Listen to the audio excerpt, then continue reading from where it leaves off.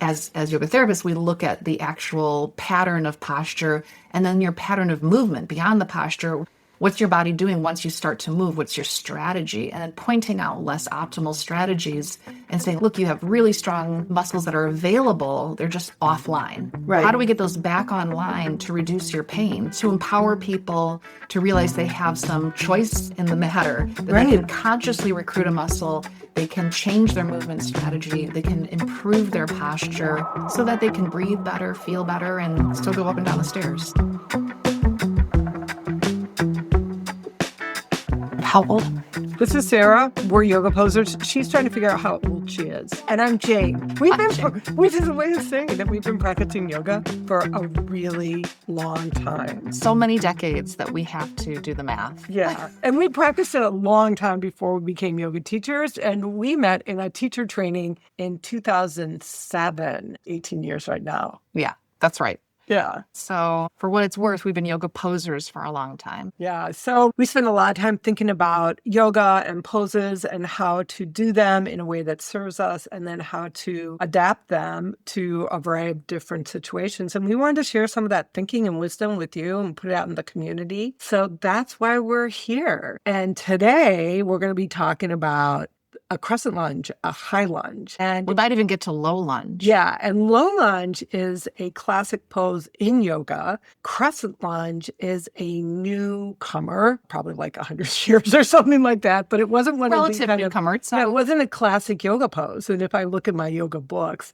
sometimes it's not there, depending on the book. Right. But it's such a utility pose. I think you can put almost anything on it. It's like a vanilla cake that you can then decorate however you want. That's good. It is like a really foundational pose that gives you a lot of play, a lot of room to play. And you can move from that to a warrior one, to a warrior two, changing the stance. But it's a really good foundational standing pose, which is why we're talking about it. Right. I think it's more foundational than even the warrior two because it's simpler, except for the balance element when that back heel is lifted in a high lunge. It's pretty basic. And most of the standing poses in yoga are sort of variations on lunges, or many of the standing poses are variations on lunges. So if you train that basic lunge, you're going to start to get a lot of utility towards other poses. Start simply, would always get the basics down, and then complex poses come more easily.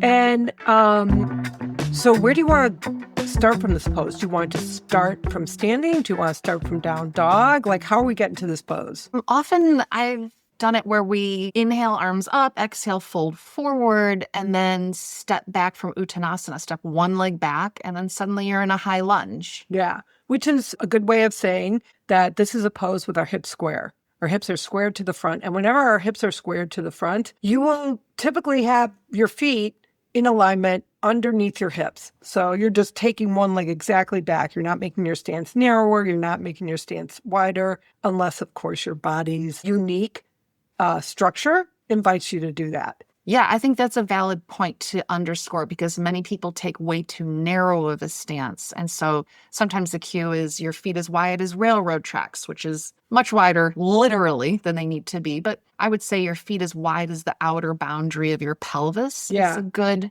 kind of easy way to say how wide your feet should be left to right. Yeah, and I think the railroad tracks is also to let us know that both of these feet are kind of running parallel. Yeah. Both of our legs are running parallel. Right. And I like the stance. Typically, the stance is longer than most people feel comfortable with. The front leg, you want your knee over your ankle. And in an imaginary world, your thigh is coming towards parallel to the floor. Yeah. And then the back leg is extended and the heel is elevated over the bone of the foot. Yeah. That's a big ask. That's a big ask. Most people are going to not bend their front knee that deeply, and they're not going to take that long of a stance. And they will take too narrow of a stance, and they'll plant that back heel down to try to make themselves feel more stable in it. It's, in fact, kind of difficult to get people to lift that back heel and keep it up once you get to a certain age of practitioner. Yeah, it's interesting. Why do you think so? because I think they don't feel stable. And I think as balance becomes an issue, if that back foot's all the way down, even if the alignment everywhere else is incorrect, it's just a greater surface area of contact from which the body can ascertain stability. Right. Yeah, I was thinking similarly to that. I was thinking that they just don't trust their ankles to hold that up. Oh, or yeah. they don't have the ankle strength to sort of keep their heel elevated. Right. And the ankle has 60% of the body's proprioceptors. And foot or just ankle? Just the ankle. Ankle, the foot has like 1,000 nerve endings. And it's really important for proprioception, but I didn't know the ankle. Yeah. So the ankle is 2 joints in the ankle, right? The pointing, flexing, but then we also have that pronation, supination, right? The foot is calibrating those 2 joints so precisely. And when it's not good at that, when it's very stiff or rigid or very loose. Arthritis. You're going to get arthritis in that big toe. People won't want to lift that heel up. They don't want the sole of the foot perpendicular to the floor. So then the way out or a way in is to bring the hands to the floor or hands to blocks. So instead of having your hands on your hips or your arms reaching up, which would be the hardest, most difficult balance once those arms are overhead, people say, go ahead and bring your hands down to the floor. Okay, so let's do this. And let's start the pose with just establishing the base of the pose. So your arms are down on blocks. You're not going to be really lifting the torso until we get the base of the pose set up. That seems fair. Okay, so we've got, first of all, we've already addressed that we've got some issues, but that's so important, right? Yeah. And then there's a lot of stability and structure in the legs. One of the things that happens with this pose is you've got this nice long stance. You've got a little bit of width to give you some stability. But then there is the need to draw the energy into the midline to feel secure. So before, and I don't mean hug in, like collapse in. I just mean that if the tissue in the legs don't feel like they're hugging into the bone, it can feel ungrounded. Okay. So then how do we translate that cue in a simple way for people so that they could hug muscle to the bone or hug into the midline?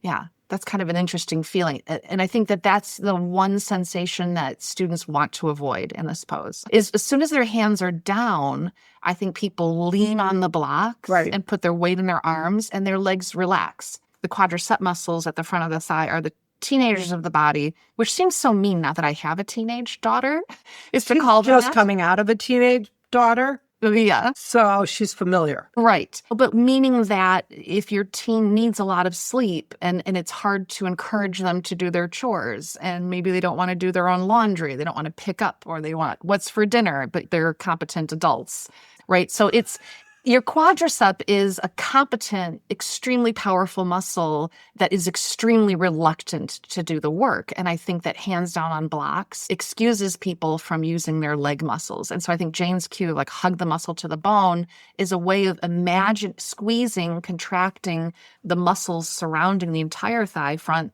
inside, outside, underside, so that it feels like there's activity in the legs. I think people need to generate some activity in these big, huge leg muscles. And that's the value of high lunge. Wow. Okay. So first of all, as you're talking, I'm thinking, how the hell do we cue that? And don't use blocks. Well, don't use blocks, but even then, right? So hands on the front thigh. Hands on the front thigh. Push down. Like pushing down. I also feel like lifting up the arches. Like there's a lot of like that lifting energy up really integrates things into the center, but also not relying on the structure, the bony structure, not relying on the joint to do the stabilizing.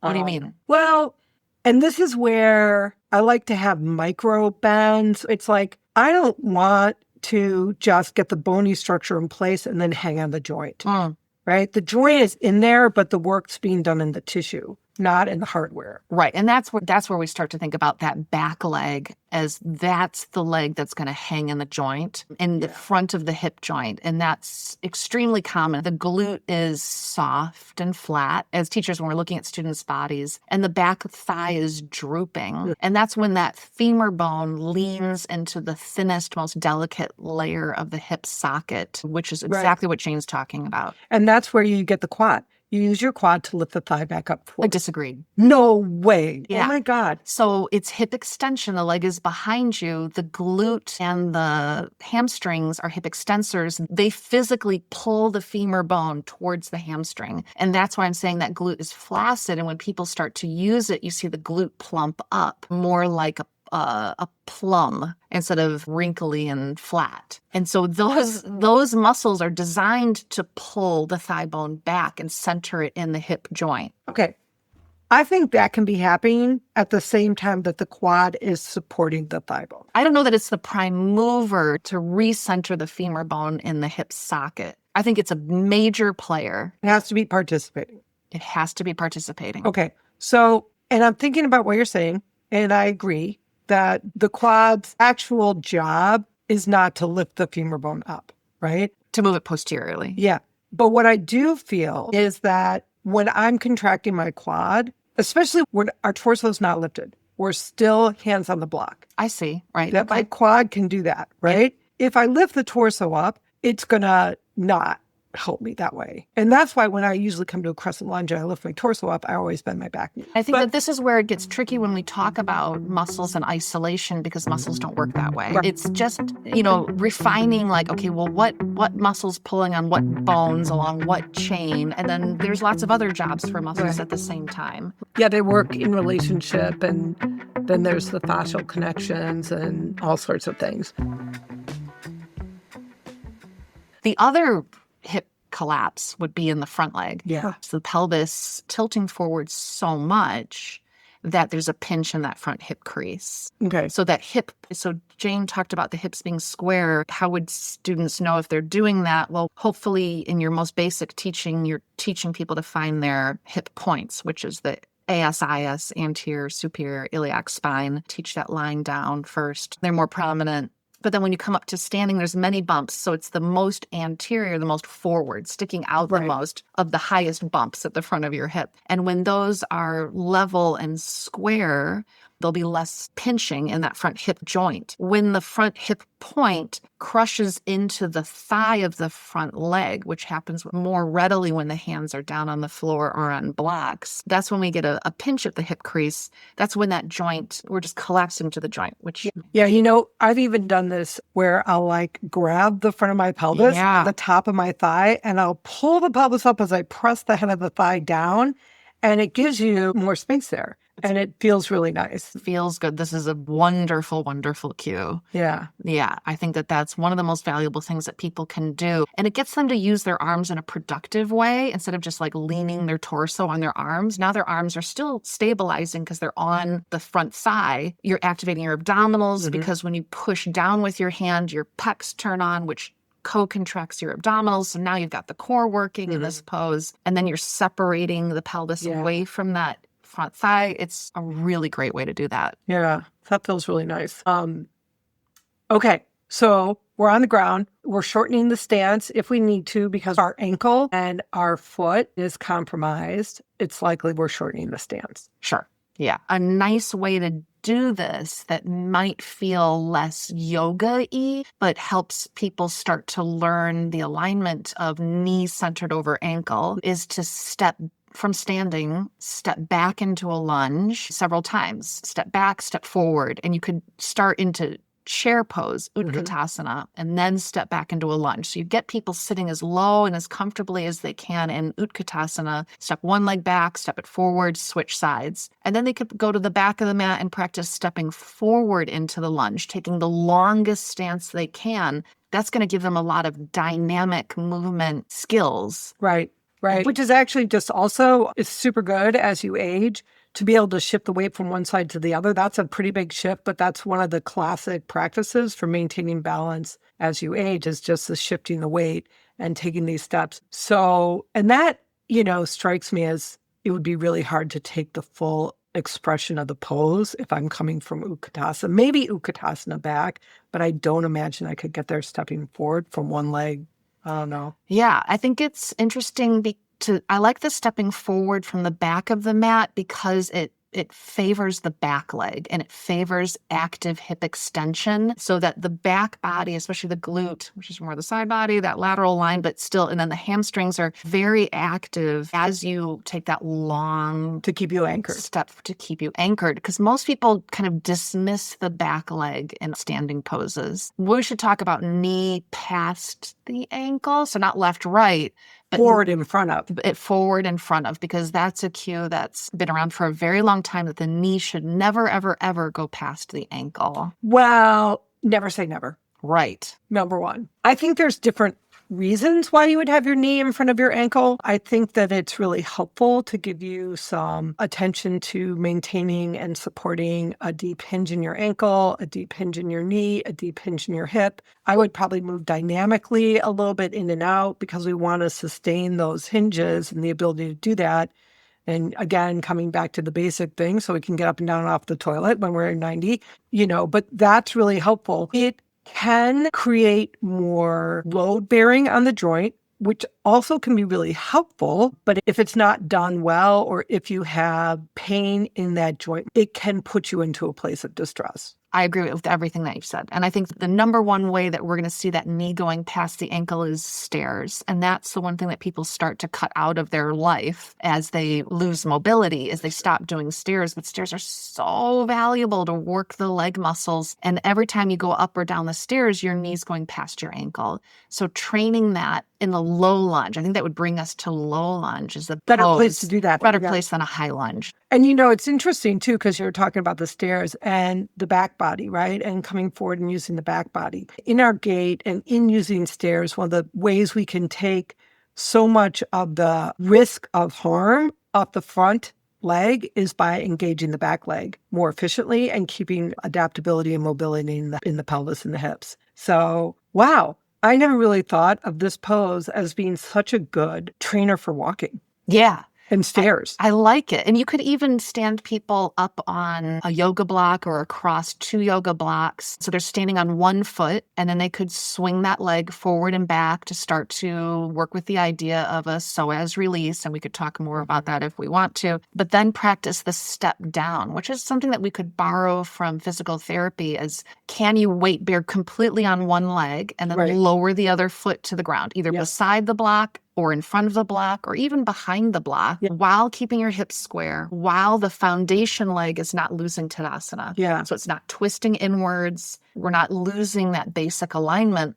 which is going to be the issue that comes up over and over again in like a warrior two, which is that high lunge variation when you're turned open to the long side of the mat. Right. Suddenly that front knee is going to want to follow the body inwards. It will adduct or narrow way too much, and then that knee's not centered over the ankle. Right. Which is the next thing I was thinking of, why it could work against you, right? It doesn't necessarily work against you. It's information that you need to start farther back. Okay, tell me what you're talking about. Well, if I'm coming into a high lunge, or let's say we're back on our low lunge, and I'm trying to come forward, so I'm getting these acute angles in my ankle and my knee and my hip, and I do that and it causes pain, then where I develop my strength is back farther. Backing up. Yeah. Because something's missing. And so, but you can't, if you get information from your body that, no, this is causing damage, or no, I don't feel safe here, then you back up to where you feel safe and where you feel comfortable. You relax your breath. And then you try to build from there. I would still suggest trying to develop into the ability to get the acute angles, but if you're unable to do it, that just means your starting point is farther back. Totally 1000% agree. And the closed chain nature of the high lunge, where instead of lying on your back and bending and straightening your leg, where it's open chain and the muscles work completely differently, when your foot is fixed and it's weight bearing and it's bound and contained, that's a much safer way once you're out of acute injury. It's a very important way to get people weight bearing up on their feet, getting those joints to start to work better in concert with the breathing, in concert with the core. Right. Because often you're going to get those knee ankle collapse sensation when the core is just relaxed. And again, that's kind of when we get into that low lunge, the more the body's contacting the ground, the less the core is working, offering itself for free. That's the more that the student has to consciously engage their abdominals to support those leg movements. Well, so now we're bringing us to the point where we're talking about the core, where we come up to standing. Okay. because In a high lunge. yeah, high lunge, or even if we're lifting our torso from a low lunge. Okay. Bringing the arms Yeah, up and yeah. bring the torso vertical. So when we do that, I think it's pretty easy to lose the core because assuming our hip flexors are tight, our psoas is tight, right? It causes the anterior tilt and we get a big arch in the back and then our ribs usually splay. And then, I don't know, is my core like taking a breather while I contract the back body? I don't want to be doing that. But that's what I think is kind of this natural, like, I'm free. I'm just going to go up into this pose. And then all of a sudden it's like the core is spread open in the front body and the back body is contracted. And that's why when people do this, they can go like, oh my God, this killed my back, my lower back. Yeah. I think you bring up a lot of interesting questions because as yoga teachers, we cue very simple things. Lift your torso, inhale, bring your arms up overhead. And so the brain thinks arms up overhead at any cost, however you can get there in the most efficient way. The body will always move efficiently, which is not necessarily correctly. So yeah, we have to reform and refine and align how people are bringing their torso upright and then how they're getting their arms up overhead into that shoulder flexion, or those warrior one arms. And there's a lot of opportunity in high lunge to work different arm positions and to skillfully try to use the core, right? So maybe on the way from hands on the blocks or hands on the floor, how do you get up? You have to push into your foundation, push down into your feet. You have to use your inhale or use your exhale even to effort to bring yourself upright. Yeah. And I would say even using the hands to push into the front thigh will keep the core engaged better, get the torso as vertical as you can without any pinching in the low back. Yeah. And that's what we're coming back to the knee bend. I always like to do it where I can get my torso up. So I bend the back knee, which takes the hip flexor out of it a lot, right? And then I get my torso more aligned to basically Tadasana, right? And then I try to re-extend the leg back. And That's why you know the quadricep, because if you're working the pose that way, that's when the quadricep then has to re-straighten the leg. Okay, cool. And lift it. So it all comes back. It's just a matter of like, how you're we get coming into in, like from what steps you're taking to get in. And I think that's a nice way to do it. Yeah. And then it's fun too, because once I can come to basically standing with my torso, I try to find my core. And then as I reach my leg back, I see really where that limit is. And then I get to choose to say, okay, hi, I'm going to bypass you today, or hi, I'm going to stay with you. Right. And that's where I think we have to talk about, we're going to be exiting neutral spine. We have to, once the leg is past 20 degrees behind the torso, which it absolutely is in a high lunge or this crescent lunge. Yeah. And this is when you're making that crescent shape. If the arms are overhead and then you're looking at the back leg, that looks like a crescent move. And you want it to. So it is a back bend. And that's when we do want the spine to move into more extension, meaning the low back may have more of an exaggerated curve, and so will the thoracic spine. And if you're looking up, even the cervical spine. And so that's good and proper and not bad at all, because as the back muscles shorten, the front body lengthens. And so engaging and toning the front body kind of balances that out, holds you up against gravity. The abdominals would pull you forward, like into a sit-up kind of an action, and the back muscles and gravity are pulling you back into this nice back bend. And so as long as both sides are working and both legs are working, this can start to feel like a very powerful, expressive pose. Yeah. It is. It's really beautiful too. And I'm thinking though, as we're talking about it, the beautiful crescent, right? It feels safe in my body when it's cervical spine, thoracic spine, lumbar spine, and it's a beautiful curve. It's not kind of a bumpy one's more than the other, right? And I think that the challenge for many of us is that we have mobility in the lumbar spine and we don't necessarily know how to access the mobility as well in the ribs, and that the neck is really a challenge for a lot of people just because we spend so much of our day with our cervical spine completely out of play. It's like we bring our head forward and we don't have the curve in our spine. typically what happens, people lift their chin and then they bend the back, the cervical spine. Collapse. The cervical spine and the lumbar spine are secondary curves. So we weren't born with those. I know. I remember my daughter was born and I was like, where's her neck? I was like shocked.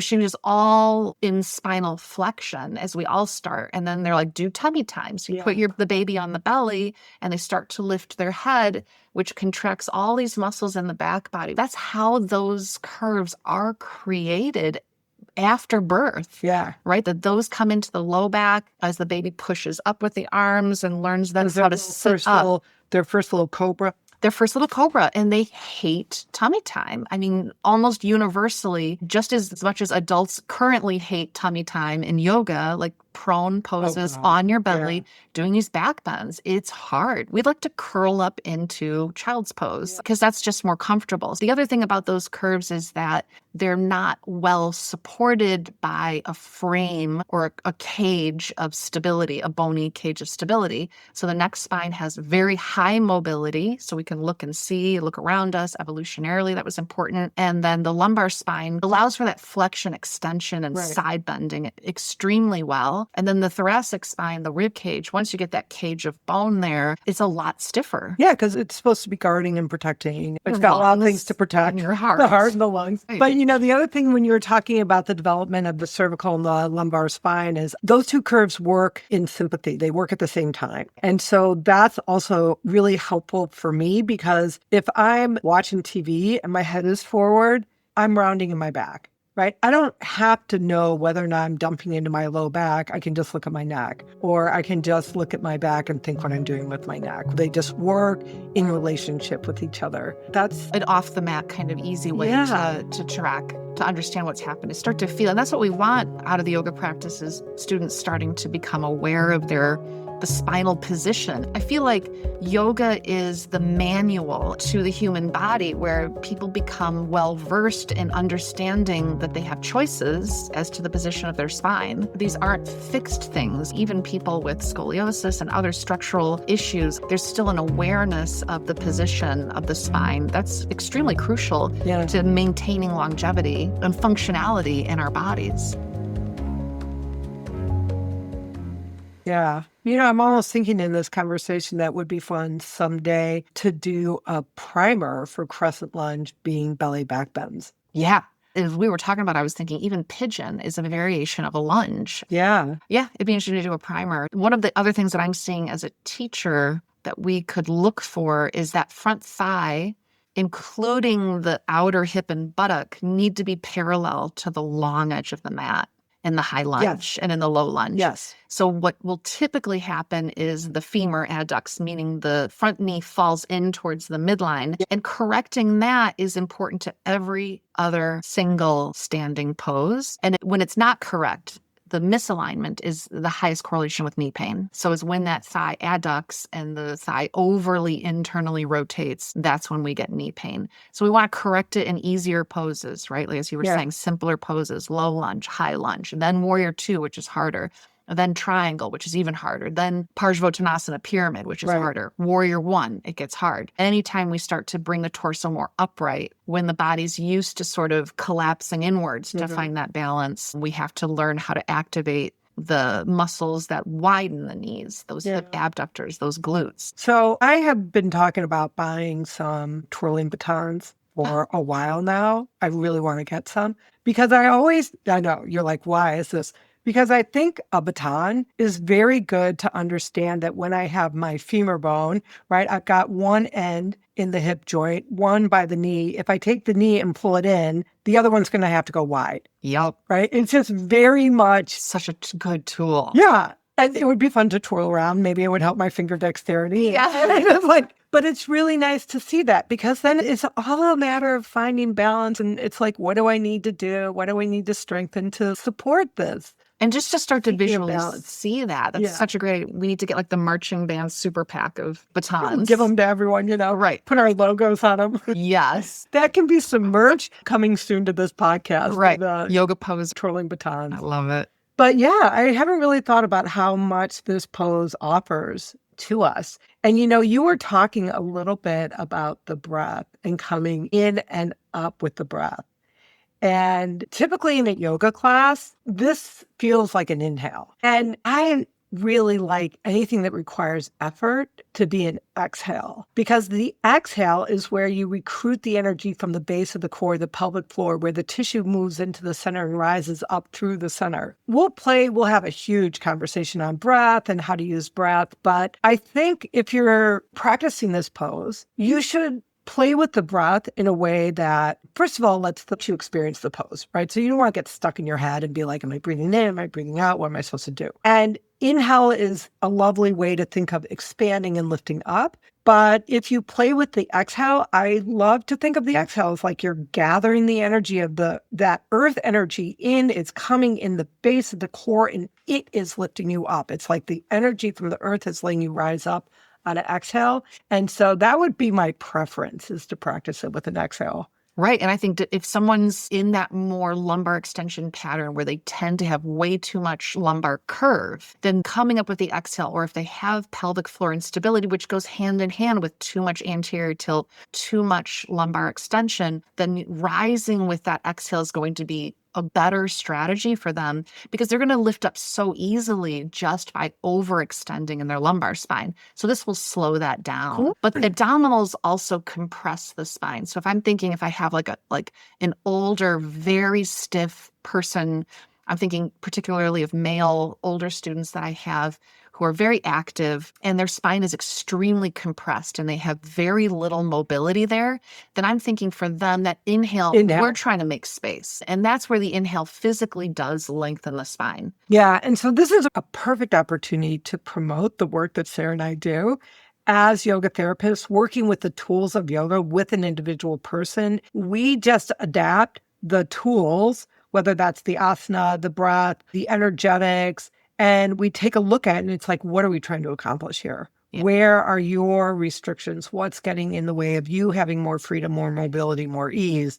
And then how do we serve that? I was thinking first like pelvic floor, and then you pointed out those people who are really compacted. They want that space creation. That should be their priority. Right. So I think that the traditional cueing is most of the time for the tighter student. So then regular yoga is great for those populations, just following standard traditional cueing. But then as yoga therapists, we look at the actual pattern of posture and then your pattern of movement beyond the posture. What's your body doing once you start to move? What's your strategy? And then pointing out less optimal strategies and saying, like, look, you have really strong muscles that are available. They're just offline. How do we get those back online to reduce your pain, to empower people to realize they have some choice in the matter, that they can consciously recruit a muscle, they can change their movement strategy, they can improve their posture so that they can breathe better, feel better, and still go up and down the stairs. Yeah. Yeah. So that's very good. So can we talk about the magic of the thigh bone and the shin bone forming this 90-degree angle in our standing poses? Yeah, we can talk about it. From our teacher training, where it was like we had to have all those 90 degrees, 92, do this at 86 degrees too. I remember that. Right. So we get a lot of angles and we just say, oh, well, that's how it should be. But then it's interesting as teachers and as yoga therapists, and we say, well, why? Because that 90-degree angle is really not available to a lot of students. As you were saying, we have to come in like pretty gradually. But why? Why would that be the end point? Why wouldn't, if the range of knee flexion, if we're just looking at the knee, is up to 150 degrees, why are we stopping at 90? What's the magic there? So I looked into it a little bit. I had no idea. I'm like trying to think it out. Tell me what you found. So at 90 degrees, there's a biomechanical advantage and there's greater muscular activation. Also, the quadricep tendon has greater leverage so that they contract even more strongly. So if we're saying the quadricep they're an incredibly important set of muscles for knee health. They tend to be very, very weak or unevenly strong. Yeah. For people who have knee pain, especially that, what I call it, that vastus medialis, the very thin, smaller quadricep muscle. It helps track the kneecap because the kneecap floats. It can go too laterally. Pulled out of alignment. Right. And so that upper inner corner muscle of the quadriceps helps to recenter the kneecap, which then helps reduce the wear and tear on the joint. So 90 degrees also has some sort of magic with the menisci, those connective tissues tissue deep in the knee joint that stabilizes those two joints. They're like two ball and socket joints. Right. Is the femur bone as it sits on the lower leg. And it helps balance that relationship, and that it's in the position of greatest mechanical advantage when the knee is bent to 90 degrees. So it's out there in the exercise world because, what the studies being done are being done on athletes. How do we keep these very expensive athletes functioning? And then for people who have a lot of knee pain in general, there's a big, huge cost in the medical industry of treating knee pain. Right. And so having people at least get to that 90 degrees of knee flexion is a big goal. How do you set up the structure so that it can function best? Yeah. Which is actually what we're just talking about with the whole thing, is how do we set up our system so we can function at our best? Yeah.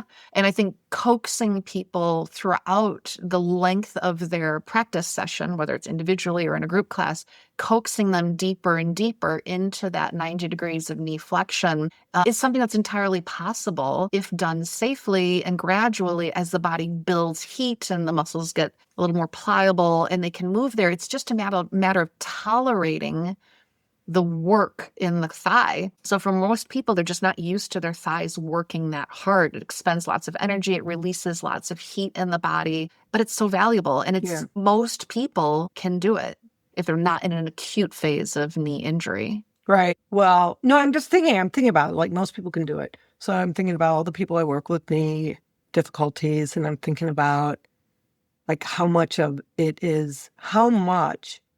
their reluctance to go there is fear-based, not physical impediment.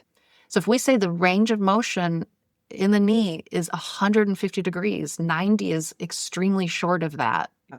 And so if you back them up to the wall, so they're offloading the weight of their torso on the wall, and then they can gradually start to sit down further and further, right? Hands on the wall for stability, hands on poles or hands on chairs. But most people, I've been surprised, can tolerate that. I'm not saying immediately. And of course, individual results may vary for everything. Yeah. Even when we're talking about stretch, if you put someone under full anesthesia, they can put their leg by their head. There's no restrictions. A lot of the restrictions that we think about aren't so fixed. They're more what we think we can do and what our brain thinks we can do. Yeah.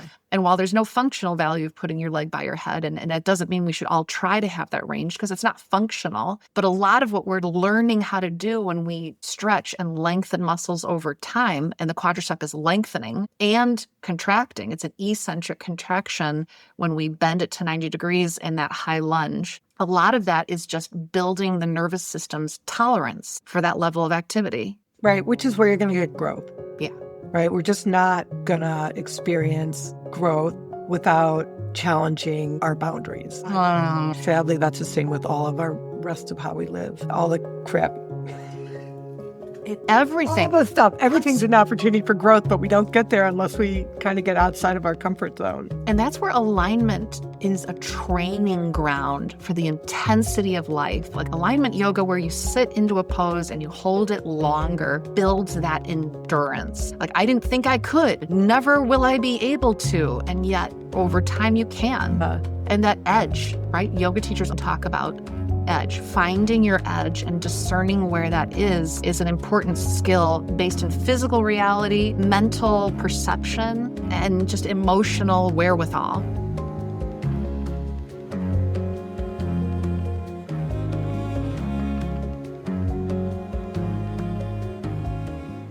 Yeah. Sarah and I both studied with Gabriel Halpern, and he said we do this work so when the shit hits the fan, we're prepared. Yeah.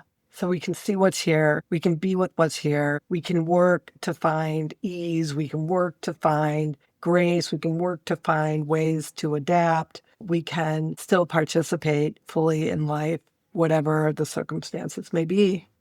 Yeah, it's kind of funny that, in order to get better at handling stress, we stress ourselves out through exercise. Exercise stresses our system, but then there's this relief after coming out of the pose, after the practice, this cleansing, purification, right, in yoga terms. If we do a yoga practice where I want to relax, which means I don't want to challenge myself, That's not how we get better at life, by stepping away from challenge, by stepping away from intensity. We have to walk into the fire of the practice. That's a big part of the transformation, the alchemical things, speaking more metaphorically, but it has like correlations in the heat that we build in the practice and find, oh, that's why people love hot yoga. It gets you there faster, right? You find this range sooner, but the heat, the intensity, the fire of the practice is what turns base metal into gold. Right.